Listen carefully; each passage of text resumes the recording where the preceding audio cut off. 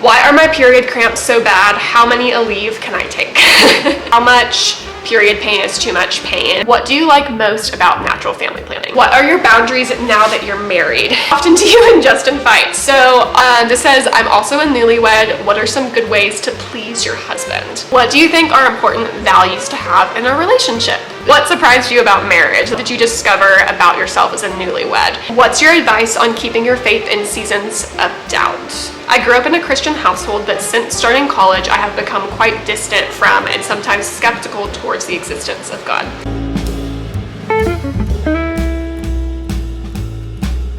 Hello friends, and welcome back to my channel. I am super pumped to finally sit down and do this girl chat Q&A video. This has been a long time coming, but if you are new here, hello, my name is Emily. I have a YouTube channel where I talk about lifestyle, faith, travel, routines, just kind of everyday life. I am 27, newly married, and my husband and I just moved from Durham, North Carolina to Denver, Colorado. I am a women's health nurse practitioner, about to start my first job next week actually, and then my husband is a PhD in biomathematics, and he is a researcher and an adjunct professor. He is crazy smart. We're definitely like some STEM nerds in our household. We are also both Christians. We love Jesus, and our faith is super important to us. And yeah, we're just kind of doing our newlywed life, trying to live lives of purpose, intention, and joy, and enjoy getting to know Colorado, make good friends, and fun community. That's just kind of where we're at right now. If you just stumbled across this video, welcome. I'm so glad that you're here. I'm going to be answering some questions that you guys actually submitted on Instagram. So if you're not following me, I will put my little handle and such right here. I haven't done a video like this in a while, and I've been seeing a lot of creators that I really enjoy do like monthly kind of coffee chats, sit downs, all of that, and I kind of want to start incorporating that into my channel, mostly because I have so many long distance friends and we schedule catch-up calls and all of that, but I think it's really nice to be able to just like hear how someone's life is going and just hear updates and whatnot. So this is like selfishly kind of like for my friends and family as well, and also just a way to like connect with you guys, to answer questions you might have.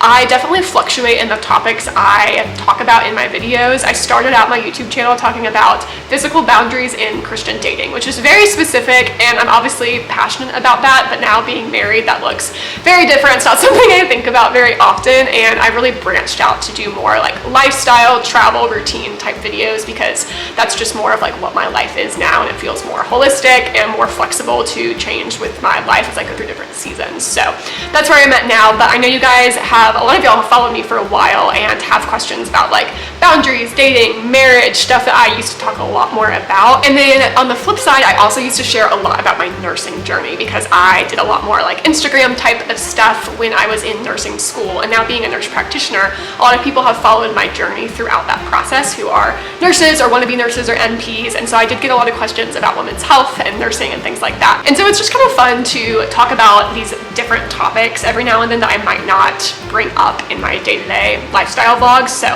super pumped to get into that. I think I have 12 questions that I'm going to answer. I had to eliminate some because they were like kind of weird or like political, and we just, you know, don't really get into that stuff on this channel. Obviously I care very deeply about politics and things happening in the world, but that just isn't something that I feel specifically called to share explicitly about on this channel. I actually have a women's health page on Instagram. If you go follow my personal account, it's linked there if you're curious more about like my beliefs and how that translates into my clinical practice and all of that. But anyways, this is more of my lifestyle kind of for fun channel. So anyways, just a little disclaimer there. I'm gonna go grab a cup of coffee and then we'll get into these questions. All right, y'all, I've got my Aspen, Colorado sweatshirt and then my Estes Park, Colorado mug. So we are really doing a Colorado coffee chat, live catch-up Q&A. I'm repping all my Colorado merch. We actually went to Aspen a couple weeks ago with my parents, and it was absolutely amazing. Highly recommend if you're able to go. And then Estes Park is actually where I grew up going several summers in a row. We would drive up from Houston, Texas, and spend like a week up there in a cabin that we'd rent, and it was just magical. So ending up in Colorado is so fun for me because it has a very special place in my heart, lots of family memories, lots of summer vacations, and means a lot to my parents too, especially my dad. So lots of fun being here. So this is actually my second coffee today. If you watch my fall in Colorado vlog, which actually I'm filming right now, this is gonna go up today. That vlog is gonna go up, oh gosh, maybe next week. I haven't quite decided, but I'm filming lots of fall vlogs right now. And in that one, I talk about how I went to coffee this morning with my friend and got a cappuccino. So it was not quite the volume of coffee that I'm used to, so I used that to justify my second cup of coffee today. Alright, so my little prompt on Instagram was kind of like, ask me anything, but the specific themes I suggested was like the move to Colorado, marriage stuff, natural family planning, things that are more like relevant to my life right now, because married 9 months ago, we just moved like almost 2 months ago, and then where I work is actually a like natural family planning only clinic. We're holistic, natural women's health care, and so that's just stuff I like to talk about and share about a lot on Instagram because I'm super passionate about it. So I did get some questions about that, and I figured since it's a girl chat, let's just jump straight into the like women's health type questions. I will say my disclaimer with this is not medical advice. I am a women's health nurse practitioner, but I'm never going to like give specific medical advice for someone's situation, and you'll kind of see that in how I answer these questions. At the same time, I do think it's really helpful to hear from a medical professional and just get some guidance on certain topics. Like if someone has a general question about how ovulation works, for example, I'm totally happy to answer that. I just can't like give medical advice. You know what I mean? Okay, so our first question is actually, why are my period cramps so bad? How many Aleve can I take? This is a question from a while ago. So when it comes to Aleve, read the bottle. That's what I would say. I actually am not as familiar with Aleve as I am with other types of NSAIDs. I don't really take Aleve. It's naproxen. It's a great drug, but I would just literally read the bottle. I think it's like 250 or 500. You can take it once, milligrams. I would just make sure that if you are taking Aleve, make sure you know that it's an NSAID, and so if you're also taking ibuprofen, just be really careful to see how many milligrams you're taking, because you don't want to double dose on like Aleve plus ibuprofen. You could maybe alternate them throughout the day, but I would not recommend like double dosing because you can get way too many NSAIDs and really damage your kidneys. In terms of period cramps though, what we usually say at our clinic and what I have heard in more of the like natural women's health space is cramps that last more than the first day of your period, or like leading up right before your first day of your period, that are requiring you to take round the clock ibuprofen like all day long for multiple days. That is not normal. So obviously, as our uterus is contracting in a sense to expel products of menstruation, menstrual blood, we are going to experience some cramping that's normal, and that's why NSAIDs really help with the cramping. NSAIDs are going to really help with that pain by blocking prostaglandin synthesis. Prostaglandins are part of what's responsible for that pain that you're experiencing with those cramps. So I would say that debilitating cramps are not normal. Multiple days of intense cramping is not normal. Some moderate cramps to where you are able to still continue with your activities of daily living and only need to take ibuprofen a few times that first day would be within normal. Everyone's body is really different, but what I am learning more and more about in my more natural women's health trainings is that PMS is actually not normal. We might experience some mild symptoms like maybe some cravings or a little bit of cramping, but having these massive mood fluctuations, you know, irritability, acne, big cramps, like all of these really extreme symptoms before our period and during our period, I feel like that has been told to women for so long that is normal. That's what you get for being a woman. Just like suck it up and deal with it. And that is usually actually indicative of some sort of hormonal imbalance. And it's unfortunate because as medical providers, I've never been to medical school, so I can't attest to that, but from other physicians that I know and have talked to about this, we generally are not trained to see PMS as abnormal. We see like PMDD and these extreme versions of PMS-like disorders to be abnormal, but I think we're really doing a disservice to women when we just say, oh yeah, just suck it up, deal with your cramps, instead of actually ordering comprehensive labs, doing an ultrasound, really taking the time to listen to women and to hear that these cramps are really debilitating. Let's figure out what's going on and see if we can fix this imbalance. So I hope that answers your question. Okay, the other period-related question I got was how much period pain is too much pain, and I think that's kind of what I just answered with that question.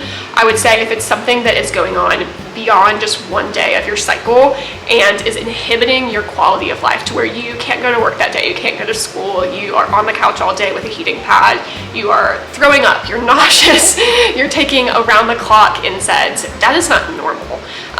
And maybe you do naturally have slightly heavier or more painful periods, but there's so many things that could be going on. Endometriosis, fibroids, cysts, adenomyosis. There's a lot of underlying issues structurally, hormonally that might be going on. It could be diet related, it could be stress related.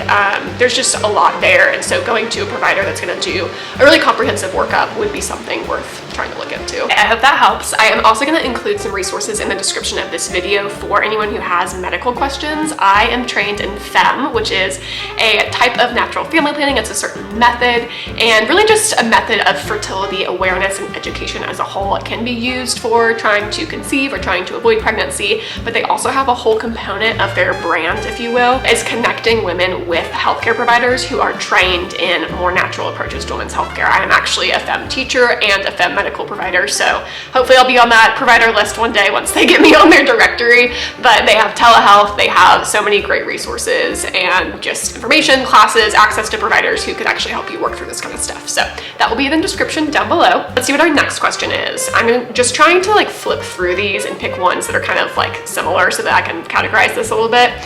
We have women's health questions. Ooh, okay, yes. I have one that is, where'd it go? I think it was like, oh yeah, what do you like most about natural family planning? Oh my gosh, y'all, I could talk about this all day long. If you ever want to ask me about natural family planning, fertility awareness-based methods, let me know. Just in case, because I have no idea who's watching this, because that's the thing with YouTube, you just see views, you don't see people. I want to just clarify what natural family planning is. So within our like birth control, contraception world, there are a lot of different ways that one could go about preventing pregnancy, right? Most people have heard of like the pill, IUD, Nexplanon, things like that. Those are all hormonal methods of contraception. Then you have things like the copper IUD, which is non-hormonal, but it still is like chemical in a sense. And then you have like barrier methods, so condoms, spermicide, diaphragms, female condoms, things like that, that prevent sperm from actually getting to the egg to fertilize it. Then you have natural methods. And so the kind of umbrella term for these natural methods is fertility awareness-based methods. And that term really just means this collection of different sub-methods that teach a woman and her partner to identify that woman's fertile window within her whole ovulation cycle. I call it an ovulation cycle, not a menstrual cycle now. And thank you, Fem, for teaching me that. Helping them to identify the fertile window, to predict ovulation accurately, and then to either time intercourse according to achieve pregnancy or to avoid pregnancy. And there's a lot of different ways that you can go about doing that. There are methods that rely on you understanding and tracking your cervical mucus, so mucus that is coming from your cervix through your vagina and usually out onto your underwear through your vulva. And then there are methods that require you to take your temperature, so basal body temperature, BBT. You might have heard of natural cycles, that's a thermal method or BBT method. Then you have LH testing. LH is the hormone that actually will spike right before ovulation and is what is going to cause the follicle that has matured and developed in your ovary to rupture and release into the fallopian tube. So super, super helpful to track that when you are tracking LH as a certain method. You are usually using these urine sticks, if you will. We call them LH strips or LH sticks, and you'll pee in a cup, dip it into your urine, and then test for a certain number of days until you get a positive result, which essentially tells you you're probably going to ovulate within the next day or so, and then to act accordingly with your desires around pregnancy in terms of intercourse timing. And within fertility awareness-based methods, there are different methods that focus on those different strategies. So sometimes you'll have a method that is symptothermal, which means you are tracking your symptoms, you're tracking your cervical mucus and your temperature. So symptothermal. You might also have a symptohormonal method. So FEM is a symptohormonal method. It tracks cervical mucus, sympto, and then hormonal LH. So I prefer symptohormonal methods because I feel like it is hard for a lot of women to consistently take their temperature. However, there are so many cool products coming out like Temp Drop. I actually have that on my Christmas list, which is so nerdy of me. It is this band that goes on your arm and takes your temperature for you, because I have tried doing BBT methods and I cannot remember to take my temperature for the life of me. And when you're someone who has inconsistent sleep, or you're, say, postpartum, sorry y'all, a new mom, breastfeeding, like weird sleep schedules, night shift nurse, whatever, and you can't like consistently take your temperature at the same time, that can be kind of a hard method. So anyways, I don't want to rant about this forever because I could talk about it for so long. I'm so passionate about it. Natural family planning is another term. It's sometimes used interchangeably with fertility awareness-based methods. They're pretty much the same thing, although a lot of people will associate natural family planning with the Catholic Church. That's the term that they use. And within their version of natural family planning, barrier methods are not allowed, if you will.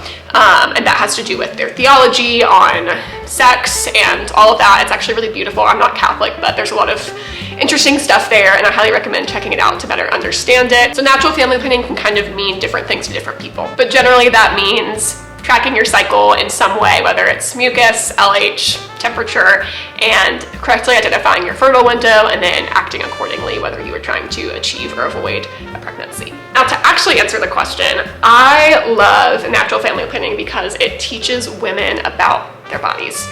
I don't know about y'all, but I did not grow up with this stuff at all. It's only been the past couple years, really being in nurse practitioner school and a little bit before then, that I was even aware of what this was. I feel like our whole generation, if you're in your like 20s or early 30s, you probably were put on the birth control pill or had it recommended to you by a medical provider at some point for acne, for period cramps, for irregular cycles, all of these things. And it just makes me so sad. I definitely had that recommended to me in high school when I lost my period due to an eating disorder, and it wasn't good care. It wasn't good care to just recommend this band-aid to make me cycle, even though it wasn't my natural period. And I could talk about that for a long time. I'm very passionate about debunking myths around hormonal birth control and all of that. But because I didn't grow up with this and this knowledge of my body and my ovulation cycle and what my fertile window is and how I can track it and track ovulation accurately, it has been so beautiful and empowering and fun to learn all of this information and then get the joy of sharing it with other women. I've had several clients in my teaching clientele, if you will, for FEM, who've been my practice clients, and they have been so wonderful and so eager and just so excited to learn this. There's definitely been some feelings of like guilt and shame of not knowing it. I've had some people say, you know, I can't believe I never knew this about my body. I feel stupid or unaware. And it's like, girl, that's not your fault. Like, that is not your fault. That's our generation ahead of us, their fault. It's our education system's fault. It's a lot of people just not aware. It's our medical system's fault. We need to be teaching women about how their bodies work, about their hormones, about their menstrual cycle and their ovulation cycle, whatever you want to call it. We need to be providing this information. Obviously, everyone has their different views on birth control and the ethics there and the science of it and all of that, and I won't get into that in this video, but I think regardless of your views there, I personally believe that every woman should have access to this information and be educated when they're pretty young about how their hormones work and how their cycle works. So that is why I love it. I also love it because it's natural. It doesn't require you to take some sort of drug. I knew from a very long time that I did not want to take hormonal birth control once I was having sex when I was married.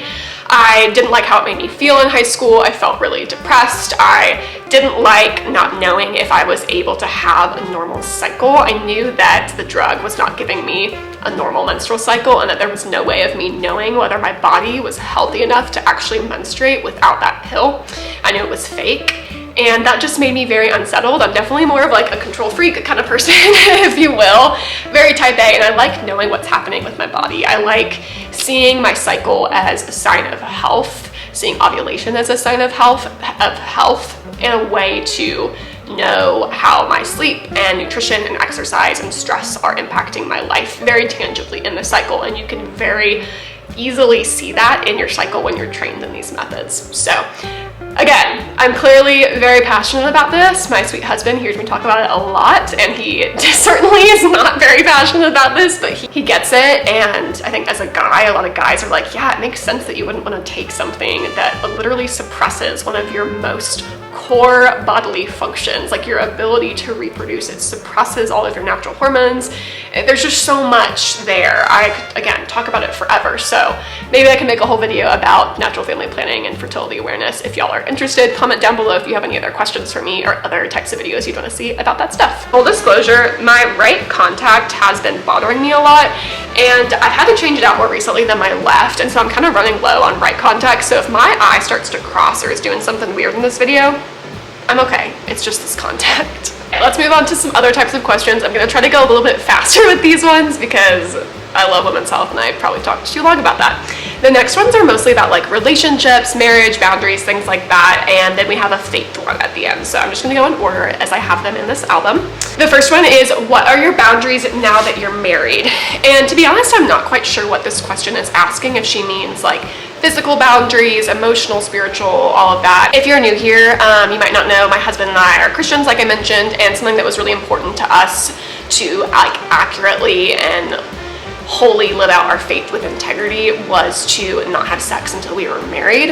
That is something that the church has taught forever, and that is something that is very clear to us in scripture. And so because of that, we had very strict, if you will, physical boundaries before we were married. And so if this question is asking about physical boundaries in marriage, I would just say anything outside of a husband and wife joyfully having sexual intercourse activity. Like obviously a covenant marriage does not allow for other members to be involved in their sex lives or pornography or things like that that are outside of that union. And so that's the only like physical boundaries I can think of. Obviously our relationship is consensual and there's no coercion or anything like that. For me, physical boundaries within sex are things like we are not for, again, like porn, masturbation, sex toys personally, what else? Yeah, anything involving other people.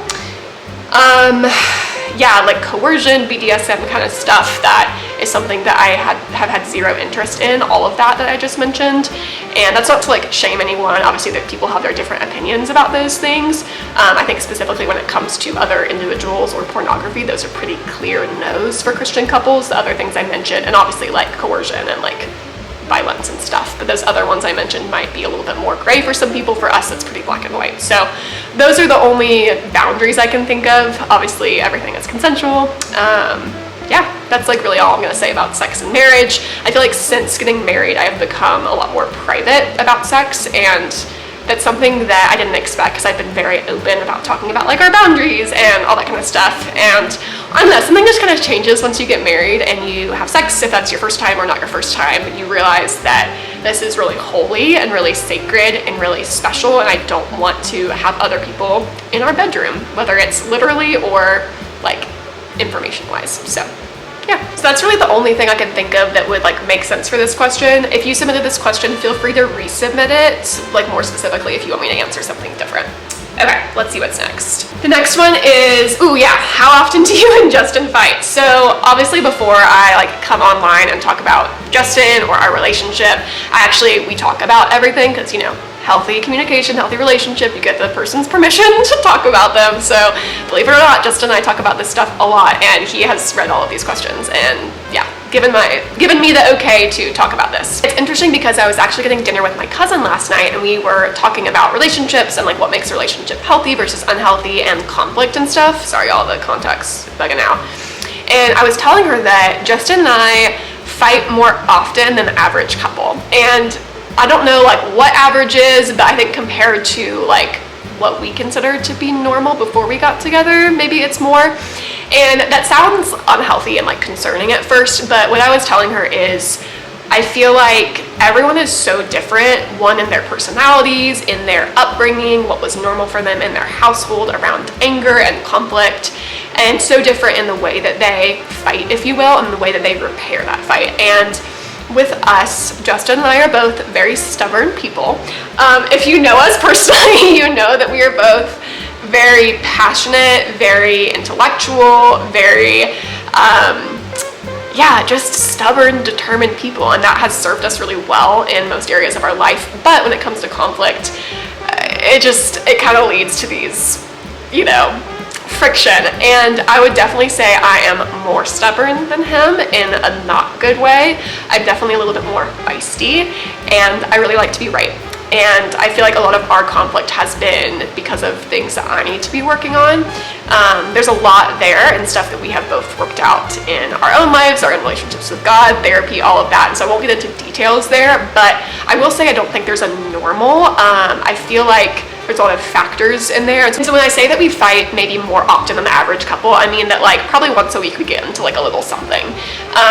And everyone defines fights differently, right? Like I'm trying to think, this morning we had like a tiny little disagreement about like in interpretation of like a reel I had sent him, and it was resolved within an hour. Like very like no feelings were super hurt. It was just like a, hey, I didn't like that. I was like, okay, you know, whatever. But yeah, anyways, that's like not super relevant, but for like someone might consider that a fight versus like a bigger fight where there's like there's tears and all of that. Like that doesn't happen super often for us. I feel like we have more like in between fights of like something that we're like talking through for like 20 minutes or so.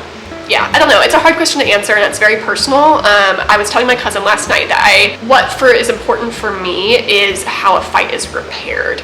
And for us, we grew up quite different with our exposure to anger and conflict, and had different examples of healthy and unhealthy conflict management, and that has definitely led to us having more fights just because we grew up really different in that way. And it's been a journey for each of us to come to a healthy understanding of anger and how to process that and to get emotionally regulated and how to have a calm disagreement. And we have both like had different struggles and different things we're each working on, and I feel like we've both come a really long way. And because of those differences, I feel like we have had more conflict. But we do a really, really good job of repairing that conflict. That's something that we talked a lot about in premarital counseling, of the importance of the repair, and that being what is really the key to conflict, and how it's not really the number of fights you have that determines the success of a relationship. It's more in how you repair and how you move forward and how you actually change your behavior and your orientation towards that person after the fact that is what is indicative of the success of the relationship. So I hope that answers your question. I also hope that if anyone's watching and they're like, yeah, like my boyfriend and I or my fiance and I are like hot-headed, like spicy people, and we love each other deeply and have this really healthy relationship, but we maybe get into little like tiffs more often, like that's okay. I think there's obviously like the unhealthy arguing all the time, but we're not arguing all the time. I would just say that we have more frequent little like debates, if you will. Okay, this next one's so sweet. I love when you'll ask about Justin, like how he's doing and stuff. It's really cute. So he's not here, he's at work right now, and so I'm gonna answer this for him. It says, can Justin explain what he does for a living? I think I mentioned this in the intro, but Justin has his PhD. He actually will not tell you that he has his PhD because he is so humble. But he's a doctor, Dr. Geddes, and he studied biomathematics, so kind of the math side of like biology, biomedical engineering. He has 2 part-time jobs right now, so his job that he was doing back in North Carolina, he's now doing that remote, and it's a research position within like biomedical engineering type world. And then he also is an adjunct professor at a local school where we're living, teaching math to undergrads. So it's kind of like his dream combination. There's a lot there of just like, you know, long-term plans and trying to figure out what career's gonna look like for him. So prayers for that would be great. But that's what he does. He has his PhD and he is teaching and doing research as his job. Okay, this is another really sweet one.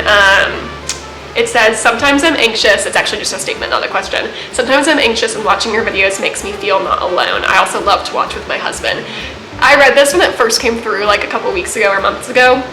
This made my day. Whoever you are, thank you so much. I am so thankful that you watch my videos consistently and that you share with your husband. That's so sweet. I feel like my channel is definitely girly and like for the girls, but I do have some men who watch it, including my, you know, brother and dad and other people, and so that's just really sweet.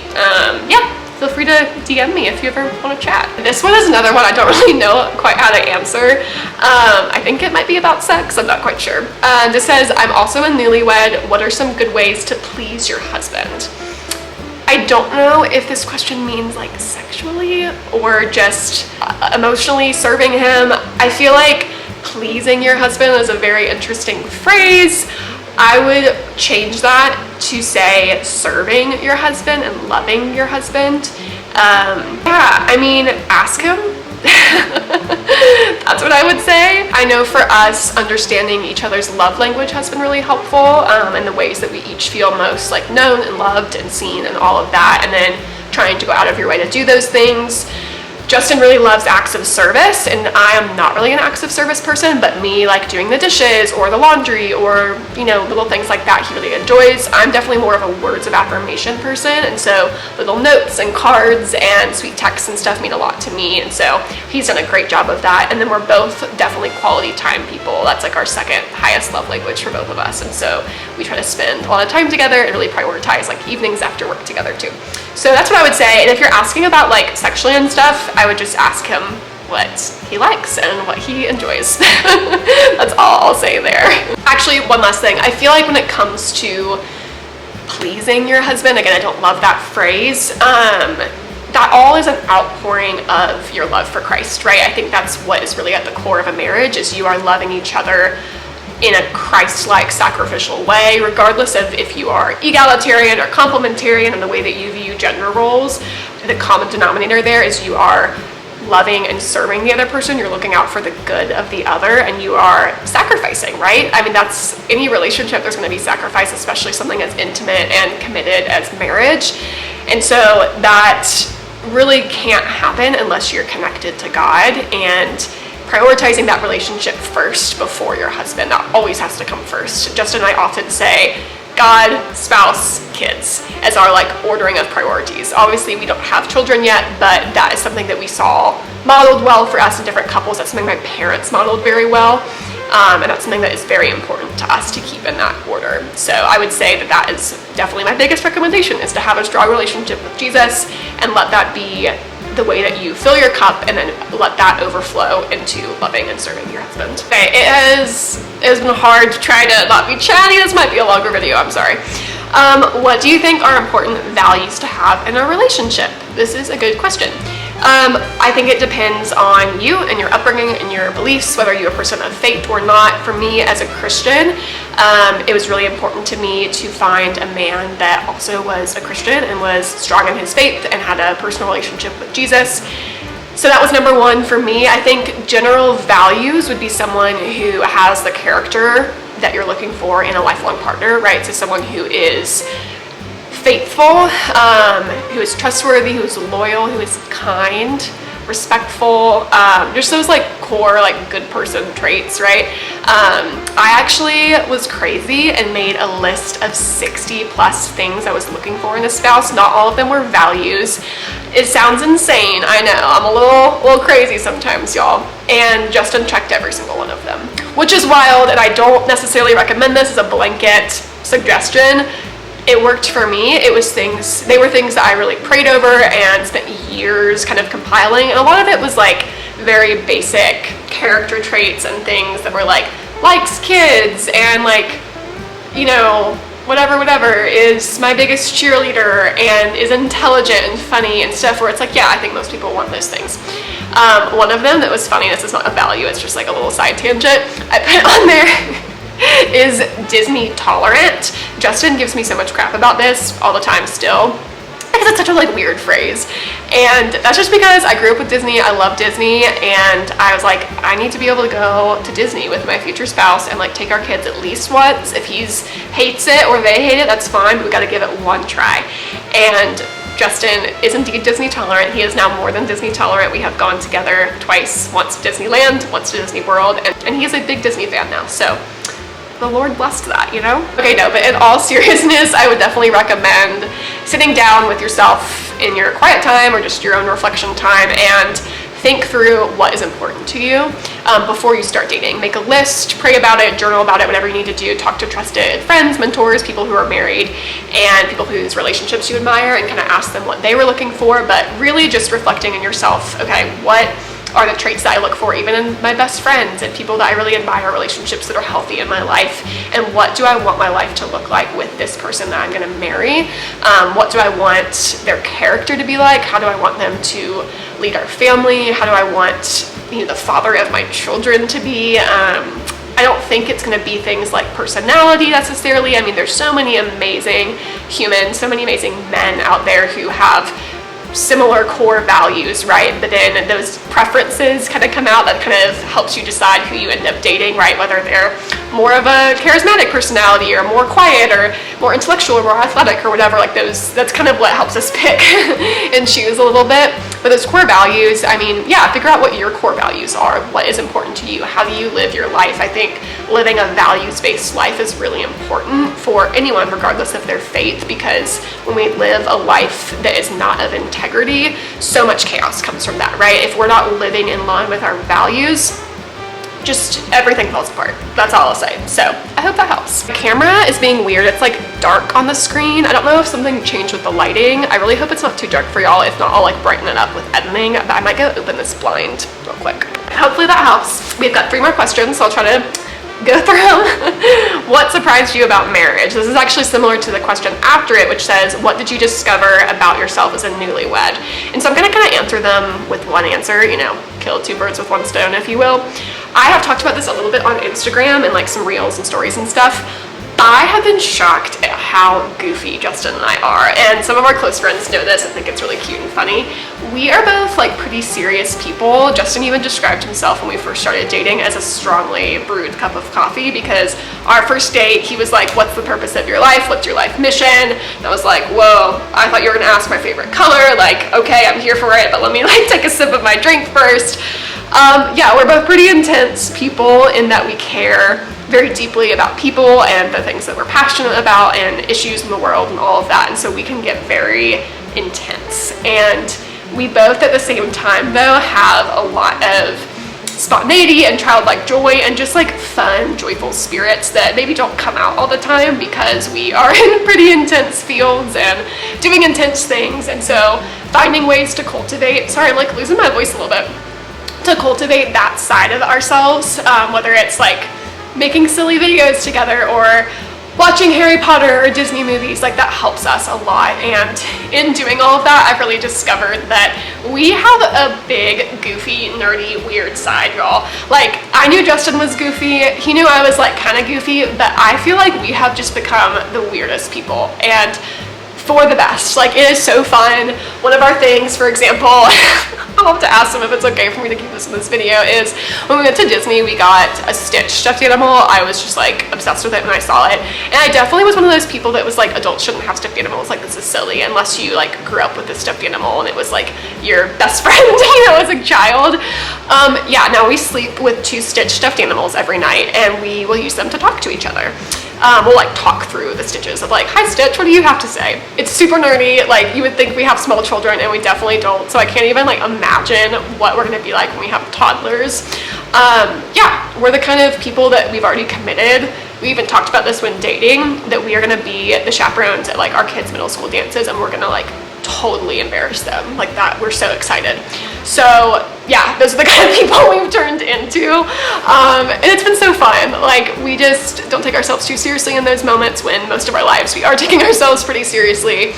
I knew I had that goofy side, but he's really brought that out in me, and I think vice versa. So it's been really fun and just silly. We have weird little like songs and dances and voices and different characters and funny stuff like that, but it has just been like super goofy and yeah, just like made life more fun. Okay, last question is about faith.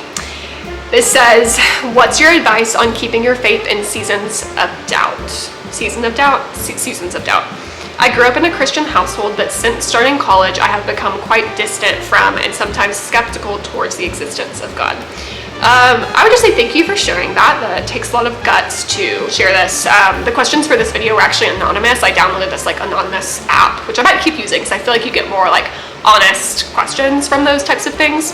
I would say that's really normal, that any person who has taken their faith seriously during their life will tell you that they have gone through a season of doubt or a dark night of the soul or just a hard season of faith. I know I definitely have. I think, you know, everyone has a different experience with their faith. I also grew up in a Christian household. I grew up Methodist. I would identify, if you will, as like non-denominational or interdenominational now. But yeah, I think there's so many blessings that come with growing up in a Christian home. You're introduced to God from such an early age, and you usually come to Christ earlier and are baptized earlier and understand what it means to like live a life according to Christian values and all of that. I think it's beautiful. But at the same time, I know a lot of people, myself included, who have had to kind of like rediscover their faith later on because maybe they were going through the motions as a kid and didn't actually know what they were doing or like really believe it for themselves. And so I really wouldn't change my Christian upbringing, to be honest, but I didn't really like fully make my faith my own and have a really personal relationship with Christ until my freshman year of college, which was, gosh, like 8 years ago. I feel old. So I just want to validate that that's really, really normal and that I don't want you to feel any shame about that. I think you're asking for advice on keeping your faith. Yeah, you know, it's also not up to you. Like, faith is a gift that's talked about widely in scripture. God does not ask much from us. If you know anything about the mustard seed parable, I think it's a parable or just analogy, It's one of my favorite songs. I'm gonna like cry if I talk about it too much. If you're a Camp Mystic for Girls girly from Texas, you know what I'm talking about. We have a song about the mustard seed, and it's basically this idea that all that's required of us is faith as small as a mustard seed, which is, if you ever look up a mustard seed, look it up online, you can hardly see it. It's like a grain of sand or a grain of pepper.